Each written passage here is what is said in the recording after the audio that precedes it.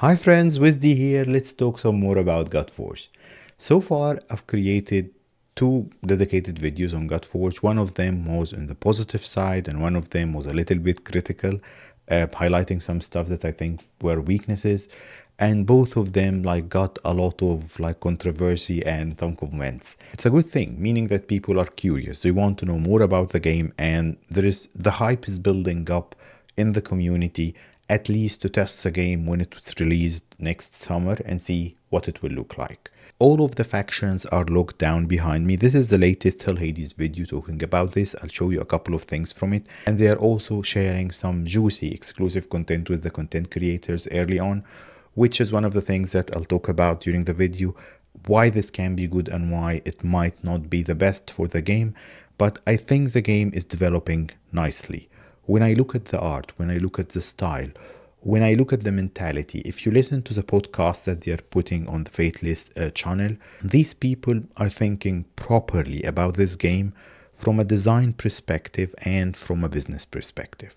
All the signs tell me that this is going to be a good game.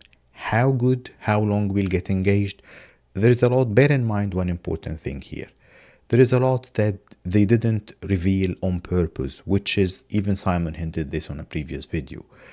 They have their secret sauce that they don't want to release early on, because it's easy. All these games have been copying from each other for years now. So I actually encourage them not to reveal as much. If I highlight something that they can do better, just hit the brakes on the leaks. Though, yeah, the community is enjoying it, and it's helping. From one angle, it's helping build the hype of people waiting for the game and stuff. But the other thing is, don't reveal too much. Keep as the biggest bulk, unless they're already doing so, and will be pleasantly surprised.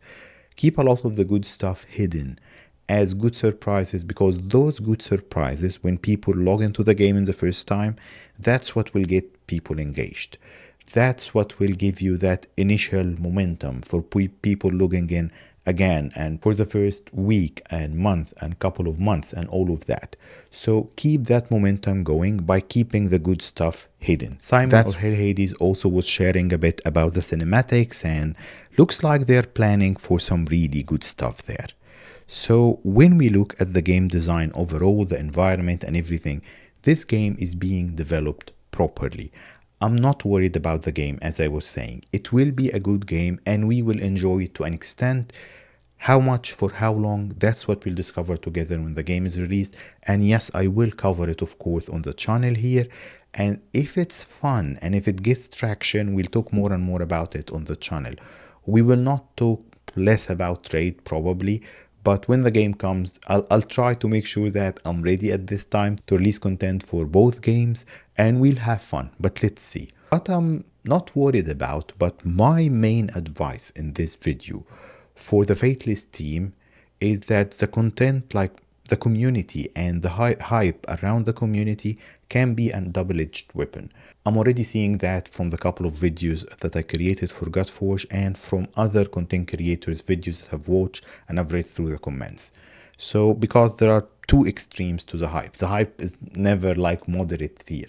People that are very encouraged, think this is going to be the best thing ever and it will kill raid and we're waiting for it and we'll ditch raid and all of that stuff. And on the other side, people who are saying it's just a raid replica, it won't survive, it doesn't look even that good, so this is not the end product. But anyways, so you got the two extremes from community reaction, and both of those extremes can be harmful. People in the middle who got proper expectation, but they are positively encouraged and hyped about the games, that's the good volume that you want to test and start playing the game. But both extremes can be harmful to the game.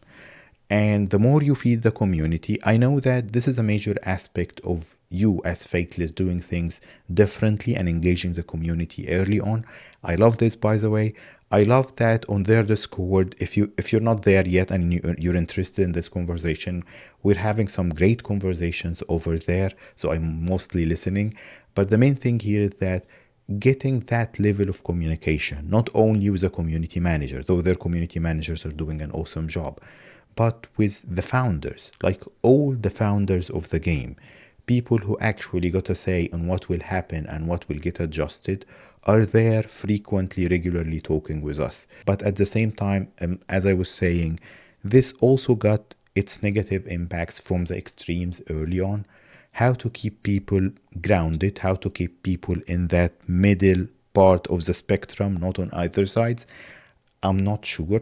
But the only thing I can think of is that closer to the time, I don't think that the hype will die or anything. The beta will supposedly get released like after New Year's, if I heard them right.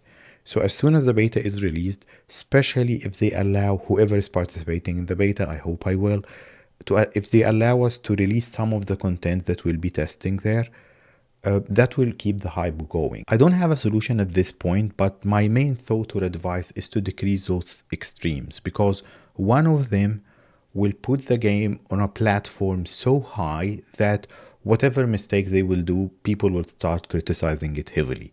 So that extreme will make them fall harder, especially if issues arise, which is expected. Like, I don't mind supporting a game beyond the first few glitches, as long as I know that they are working on fixing it and all of that.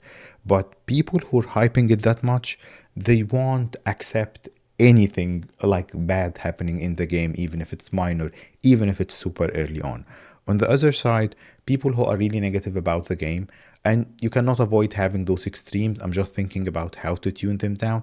The other extreme will just highlight every small issue in the game, especially if it relates to something happening in Raid, and just saying they're exactly the same, look at how bad they are, and they'll start inflating that balloon more and more to focus only on the negatives. It's a social media thing that might not even be avoidable in our age now. But yeah, that hype can be harmful. But let's hope that we're channeling all of the energy and the attention to the middle part of the spectrum, which is mostly positive, I would say, till now. I'm positive and I'm optimistic about the release. This is Merlin, one of the latest leaks. That's not, of course, that's just a concept. It's not a final like character yet, but I'll definitely play Merlin if he's released. The mage wizard, of course, fits into like what I like to play in games. If I get him early on, between him and Anubis, I'll beat the whole game using them. I don't even have any idea about their kits yet, but I just love those two characters, and let's see how it will go.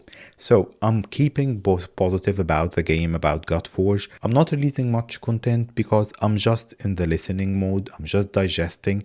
I like what I'm hearing and seeing more and more as time goes by.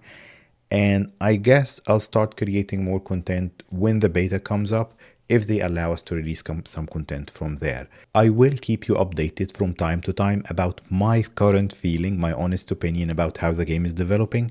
Right now it's positive. I'm liking the direction they are going into, and I'm looking forward to try the game with you. That's it for today. Thank you for tuning in. I'll see you next time. Bye.